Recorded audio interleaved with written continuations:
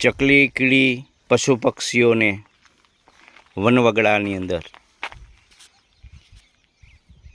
નાખવા માટે વનવગડામાં પશુ પક્ષીઓને મોટરસાઇકલ દ્વારા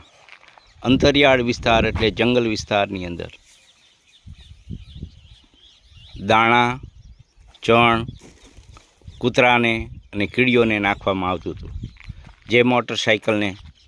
આજે વિદાય આપી અમારા સુપુત્ર દ્વારા અમને આ નવી ગાડી ઇકો દ્વારા પશુ પક્ષીઓને ચણ નાખવા માટે આપેલ છે, જે દ્વારા અનેક પક્ષીઓને ભૂખની તૃપ્તિ મળશે।